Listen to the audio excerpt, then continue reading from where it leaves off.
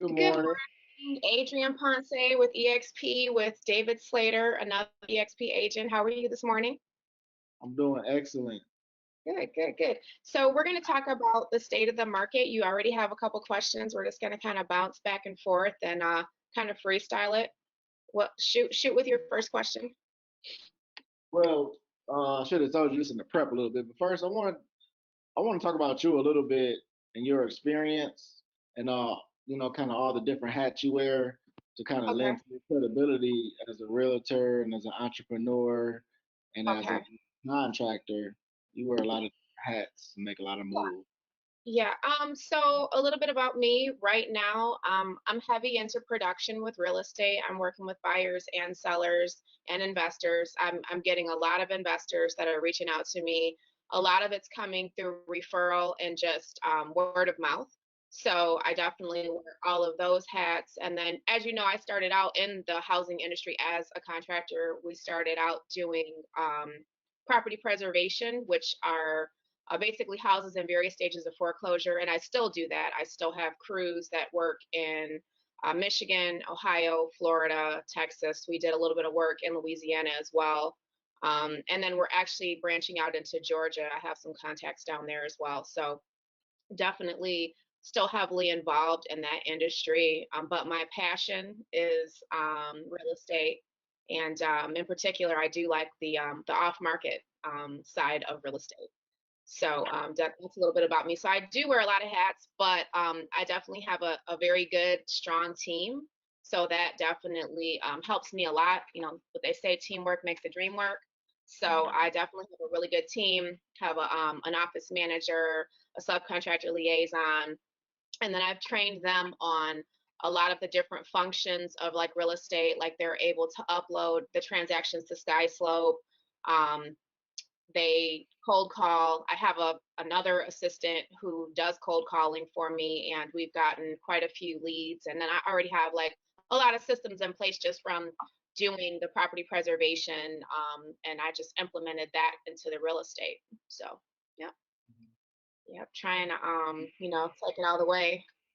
So you started off, or you developed a nationwide business doing construction or contracting. Now you still do that and you've pivoted into real estate. Yeah. And so when we talked Thursday, you told me that you had 6 offers in one day. Well, I no, I what I did is I showed six properties and I wrote up six offers.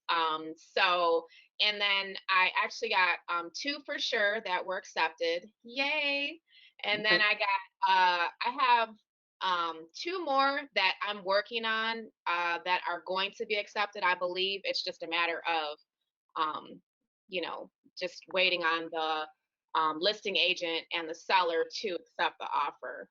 So yeah, so it was a busy day. And then on Friday I had a closing on a listing, and then I had a listing appointment for a property in Rochester Hills that went really well, and I was able to actually offer my client multiple services because the house I mean it's in Rochester Hills, so I mean need I say more, but it's definitely an older house. It's a gem. It would be a diamond in the rough. It needs Mhm. some work, so I gave some suggestions on how to do a little bit of curbside appeal, and then the interior we're going to scrape and paint and get rid of a lot of the excess debris to make it, more marketable. And then, of course, I want to do an open house, door knock, all that kind of stuff. So that went well. So yeah, and then I have another offer that I need to write up. Actually, a client of mine that is looking to. Well, I'm going to be listing his house as well. His house is beautiful too. It's right by the hospital on Maras. It's brick. It's really nice. But he wants to buy a house first. So So what city is that in that he's selling one on Ross? it's in Detroit. I will definitely, as soon as I get it, I just have to get him together because it's kind of junky right Mhm. now. But it's a really nice house. It's going to sell quick. And then there was a house two doors down that I toured right next to his house just to kind of see like, okay, what's the competition like?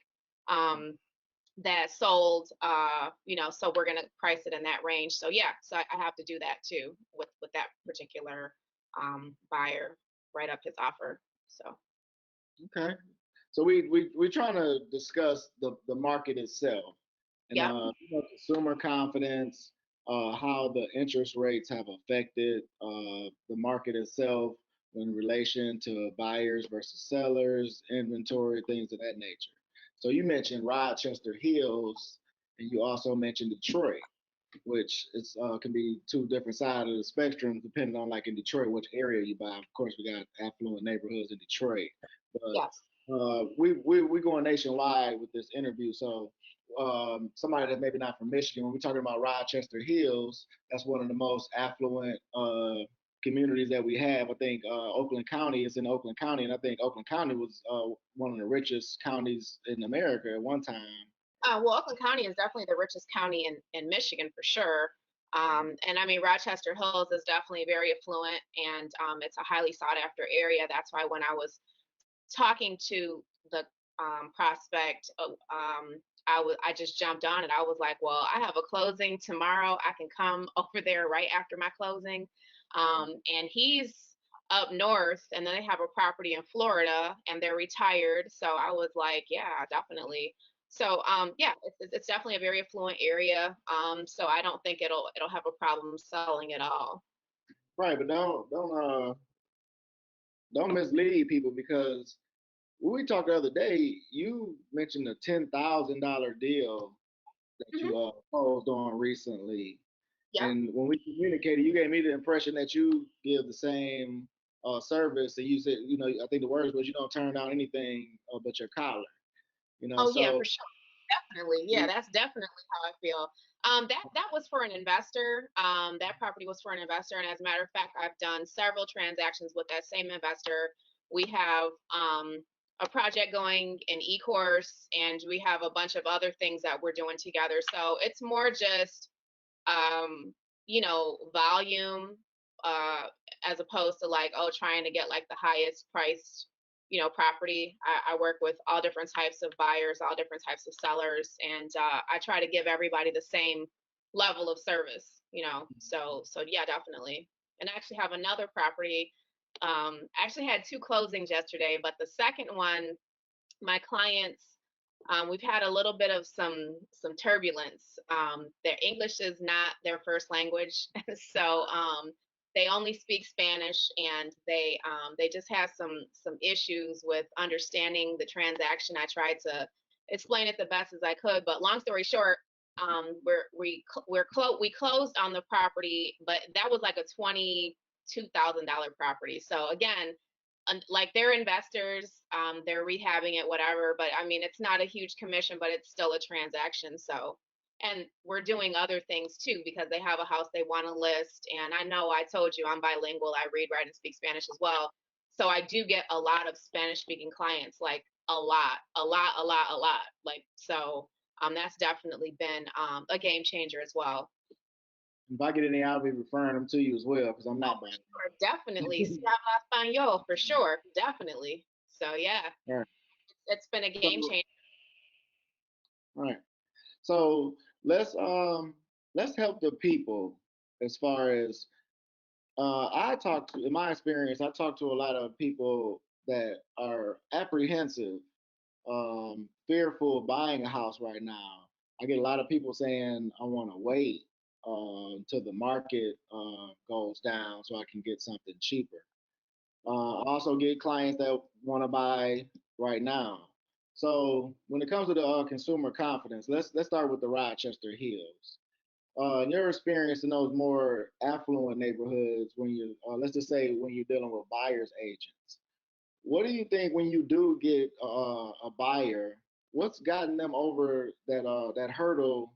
Especially if it's their first time buying a house, if they're not really familiar with the market, if they're not, people like us, we kind of keep on top of, we try and make sure our financial literacy is up to speed, things of that nature. But everybody, has different interests and stuff like that. So, what do you think has gotten your buyers to, take that plunge? Or maybe even with some other buyers that you maybe presented to be reluctant to go ahead and start searching at this time? Well, my motto is live for today. I mean, I don't. I feel like you can have analysis paralysis and you can try to figure out what's going to happen tomorrow or a week from today or a month today. But at the end of the day, you got to live life as it is. And for me personally, if I have buyers that are apprehensive, I just say, look, nobody's got a crystal ball. Everyone thinks that they know what the market is doing. People are still out here buying houses. People are still out here listing their houses. There is an inventory shortage, as we all know. It's been really terrible. The inventory shortage has been, it's affected a lot of people. But I feel like you can't. Nobody's promised tomorrow, so you might as well live in the moment. And if you find a house you like, then go for it. And I think for me, when I'm working with buyers, I actually, just explain to them, my experience as far as the housing market, being on the contractor side of it.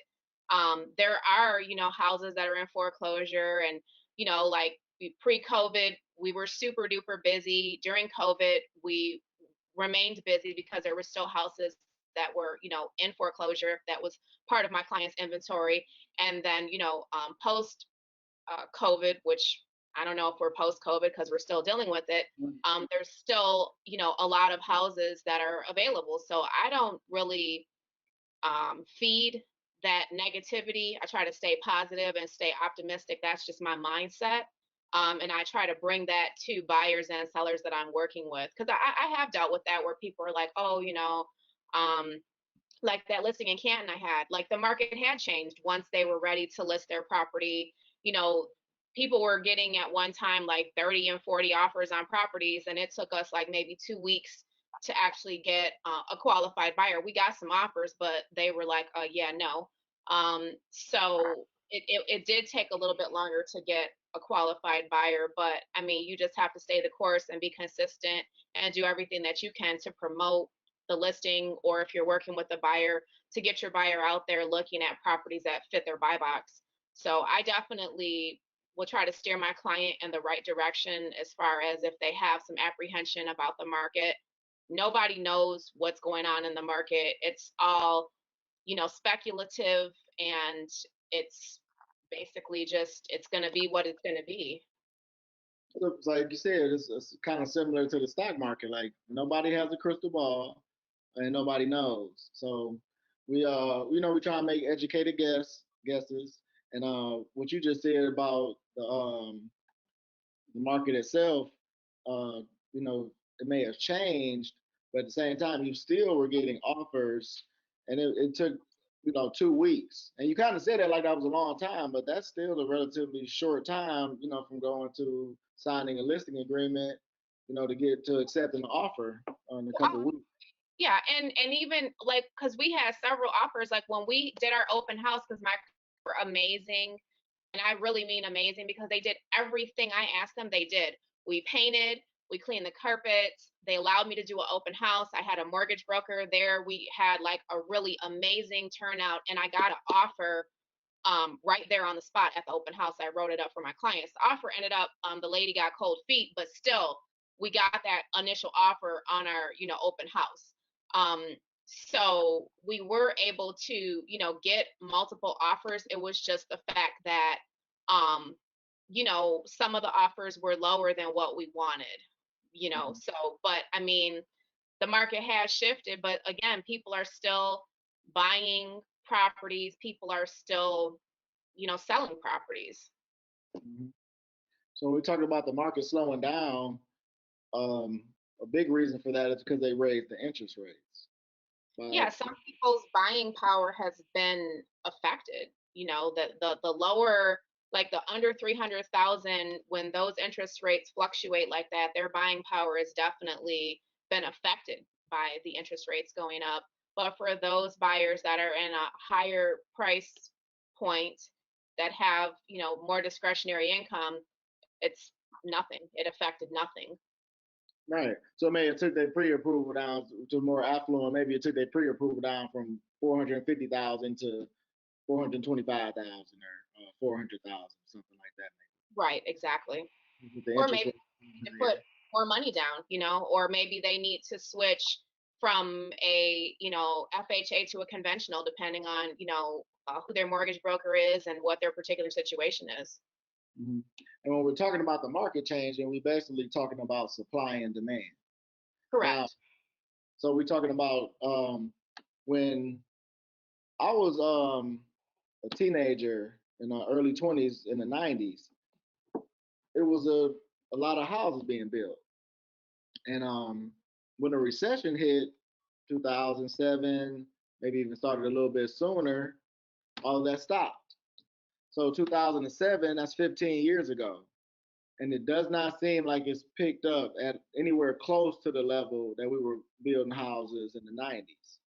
And from all my research, like I said, we still have a shortage of houses because over the last 15 years, people have grown up and getting to the age of buying houses. People having children, they need bigger houses. You know, the inventory is still not there necessarily. So even my experience, I've noticed like we still have a lot of more buyers than we have sellers. And to me, that indicates that the market can't, as far as the real estate, can't go down too much because we still have a supply and demand is not that much different than it was, 2 years ago, in my I agree. Yeah, opinion. the supply and demand determines, the market and the pricing, and we definitely have a shortage. We still have a shortage. I have clients that would like to build new houses, and it's really scary for them because, you know, the cost of building a house could go up just based off of the lack of materials, the lack of manpower. So it's definitely been tricky for people who want to do new builds. But yeah, the supply and demand is definitely the issue, and there's a lack of supply for sure, especially on the new houses being built. It's taking anywhere from I actually have a client that's getting a house built, and they're guesstimating that she signed her contract in May, and they guesstimate that it'll be done between March and May of next year. But I told her realistically, there could be delays just because of the supply shortage and the manpower shortage. There could be some delays. So. Okay, so we're kind of been on the topic of the more affluent areas, and let me ask you one more question and kind of wrap that side up, and let's talk about the poorer communities, whatever that you deal with, or the lesser deals for less money that you deal with. So when you dealing with Canton and you're getting offers coming in, um, how much of a difference is it from say when you like you said you had 30 buyers putting in or 30 buyers putting in offers for a home versus now it's not 30 but kind of compare those two things like what you said Canton over 2 weeks, how many you say you got a lot of offers around, compare those two a little bit for me. Well, I mean, we got some offers. We didn't get 30. We probably got about five. Mhm. And my clients and I have excellent communication. I'm actually helping them to purchase basically like a mini mansion in probably like a week or two. So we would talk about the offers, and I'm honest. I'm not, every day that I deal with my clients and whoever I'm dealing with, whether it's coworker, whoever, I'm myself every day. And if I don't like something, I'm gonna say. And when I got certain offers, I'm like, I don't like this offer. It's too low. This is a house in Canton. Yeah, we do need some updates, but it's a house in Canton. So this offer to me is not going to work. And they would appreciate it and be like, yeah, I agree. Um, and we would just go from there. And then when we finally got a good offer, we jumped on it. We were like, okay, yeah, this is it. This is it. And it worked out really well. The buyer's agent was amazing. And ironically, she knew the lady who wrote the offer the day of my open house. She had been working with those people, so like she already knew about the lady. She was like, oh well, because of course she asked, she's like, well, what happened to your first buyer? And I was like, I told her the story. It was like terrible. And she was like, oh my God, I know her. So we were laughing about it. So it just worked out really good. It really did. So yeah, it was a great transaction. Right. In comparison to if this would have happened a year ago, you just could have basically named your terms like, we need to. Oh yeah, for sure. Yeah, definitely. But I'm a newer agent. I didn't start really getting into the trenches until like December because I got my license Last October, I joined EXP in November, did my soft launch in December, and then I've been, doing like production since then. Mhm. So, I'm still newer. I wasn't really active during the like heyday of like, oh, we're getting 50 offers and we have back to back to back showings. I wasn't really in the game at that point, but I heard about it. Right. Yeah, you missed out a little bit, but so did I kind of because I was mainly dealing with buyers during that boom as well. But that Hmm. was a good experience for me because I just had to work not that much hard. I just had to show some houses, and we eventually got the deal. We just had to really be realistic about Yeah. what the offer. And Hmm. if you're a good negotiator, then you'll find some eventually. I think I had one client that was a buyer that took a long time, but other than that, maybe 4 weeks at the most Okay. to bring that real boom when it was really difficult. So just the bottom line, you can tell me if you disagree. I'm looking at a year ago when it was not even a year ago, probably back in February when it kind of the tables kind of turned a little bit. Um, the sellers definitely had the upper hand by a mile. They can pretty much name their price. Multiple, as soon as you put a listing on the MLS, multiple offers was coming in. No such thing as seller concessions. Um, Nobody's helping with closing costs during that period of time for the most part. In comparison to now, it's a possibility you maybe get some seller concessions, not necessarily likely. You might get someone to help you with closing costs, not necessarily likely. And the seller still kind of has the upper hand because more than likely they're going to get multiple offers on the property as long as they've done what they're supposed to do, kept up the house, like you said, followed your directions as a professional. Is that Yes. is that kind of where you're at with the buyers, especially in the more affluent neighborhoods? Yeah, I try to, give my clients the best advice possible. I think it makes it easier when your clients respect your opinion and they look to you for guidance. Seller concessions, I feel like that's something kind of like more for a lower pricing point, like as a incentive to get buyers, or if the house maybe has some issues or some flaws going on, that's definitely something. But I actually just got some seller concessions on a property. It's a higher end property, but it appraised higher than what the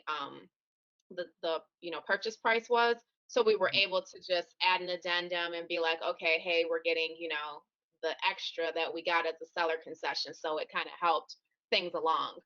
But initially we weren't asking for seller concessions because I'm like, this isn't the type of area or neighborhood where people are doing that. Like, we don't need to bring that up. That's not appropriate right now.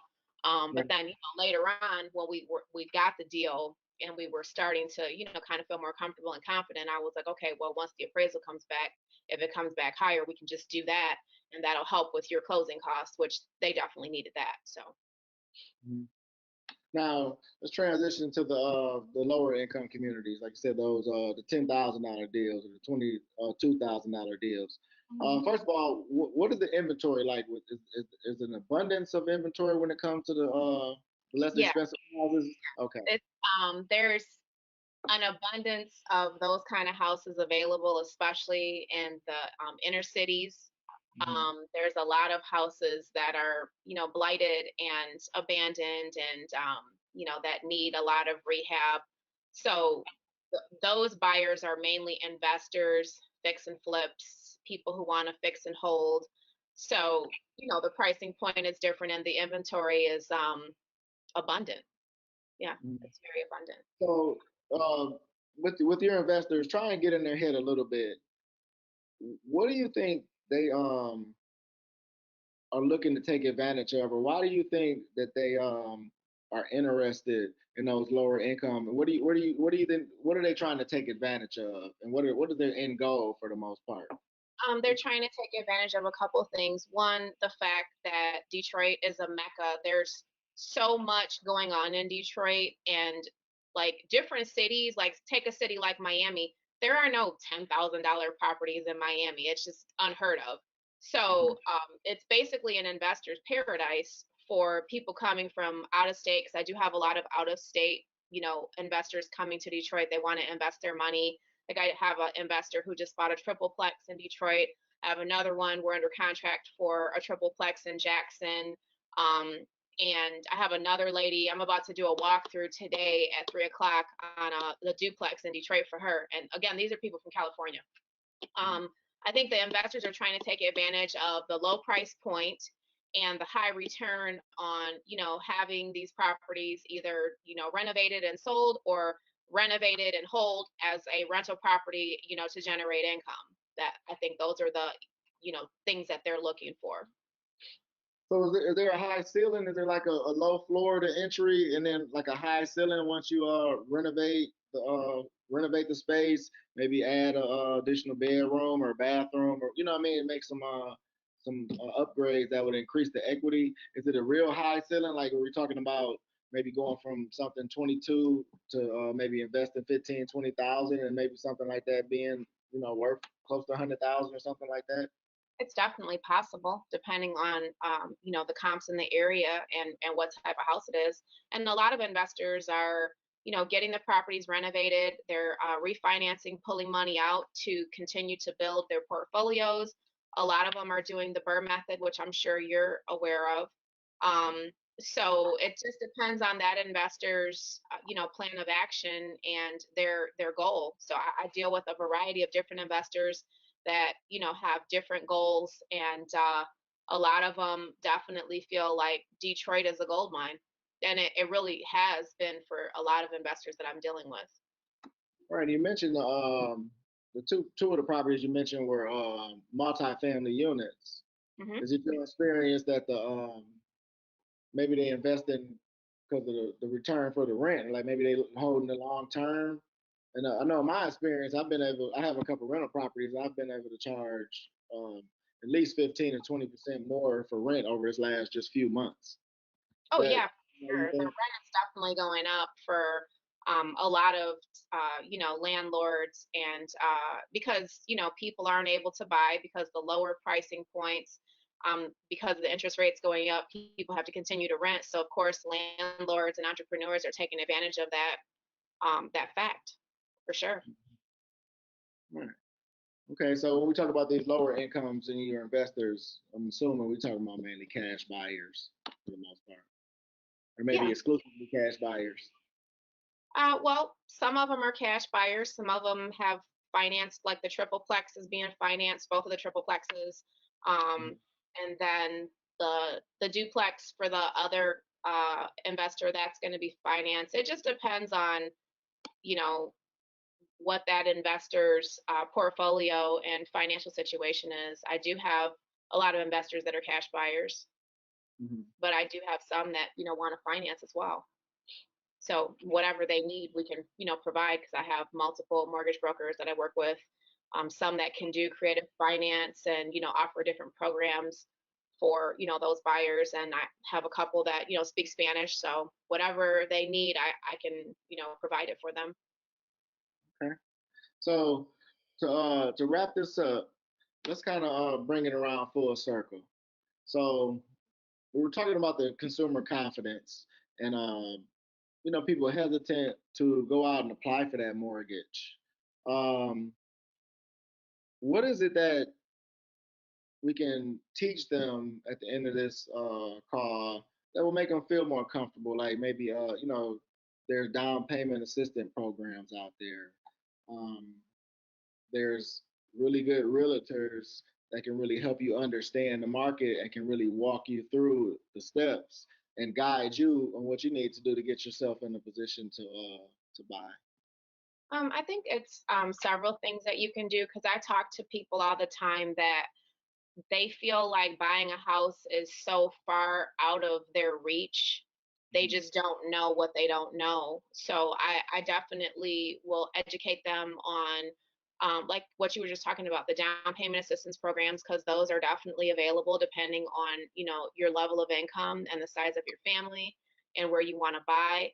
I also educate them on the fact that a lot of mortgage brokers do offer free credit repair. There are ways for you to say your credit isn't the greatest. You can definitely work on it, and 3, 6 months, maybe even a month later, boost your credit up to where you can qualify. I mean, the lowest to qualify is 580. So if you're at like a 560, that's like what, a month, maybe 2 weeks. Maybe paying off a couple bills. And then I like to stay in my lane. My focus is real estate and construction. I'm not the like money person.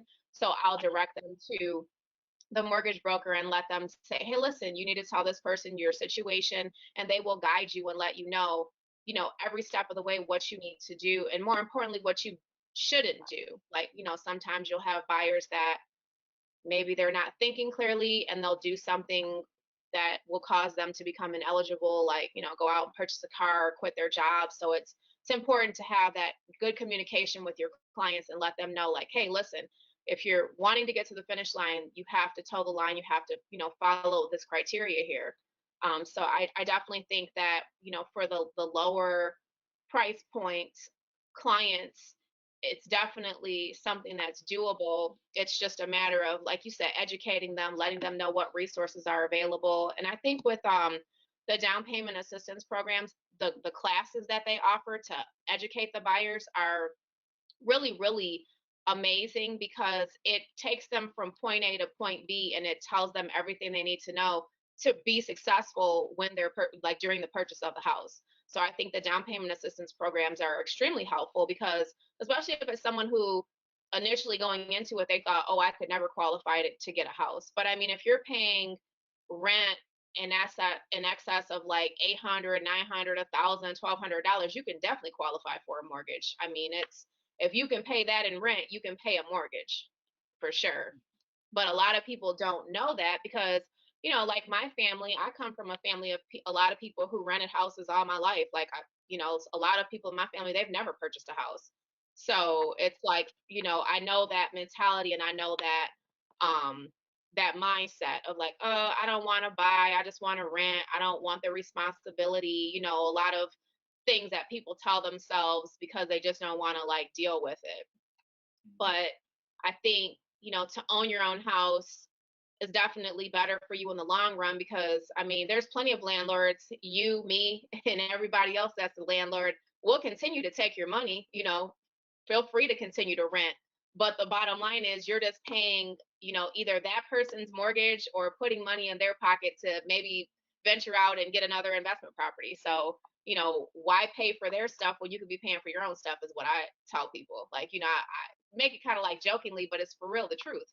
Like, landlord will continue to take your money and they'll continue to raise your rent if that's what you want to do, because we love it. But the bottom line is that, I mean, at some point you got to say to yourself, okay, do I want to take this $1,000 that I'm paying for this rent and keep paying somebody else's mortgage, or do I want to take that money and put it towards my own? Right. And people be surprised what they can do. Like people do not believe in themselves sometimes when it comes to this stuff. And So those are the best transactions to me, when you help the people that really were doubting themselves. It's very rewarding when they close, because you're like, see, look at what you were able to accomplish. It's and it's probably very could have done even more than that. That people not even don't even know what they're capable of. exactly. Yeah. So start off by reaching out and talking to a qualified realtor. Try and make sure that that realtor has a team of people can refer you to a solid mortgage banker. And hopefully, like I said, they have an infrastructure, like you mentioned, your team. I know I have a team. I have confidants. I have people that I can talk to. I have people that can give advice when they're talking about money or they're talking about the state of the market. That we can really put something together, and also and always ask for a down payment assistance if possible with your mortgage broker. That might Yeah. really help. Yeah, for sure. Because I mean, there's a lot of different programs available, and I mean, all they can do is say yes or no. If you qualify, great. If you don't, well, then you just have to go about it a different way. But a lot of people do qualify. Even if you're not a first-time home buyer, because a lot of people think, oh, I have to be a first-time home buyer to qualify for down payment assistance. It depends on the program. That may or may not be true, but you're not going to know unless you ask. Right. All right, Adrian. I hope we have helped the people. I know you have helped me a whole bunch I'm over. sure we have. Hopefully, somebody will find value in the information that we've shared here. And I think that knowledge is power, and we appreciate if you've tuned into this. We appreciate you tuning in. We are both on social media. We can be found on Instagram, Facebook. Um, we both have our own websites, and we will definitely put that information down below. Thanks so much for checking this video out.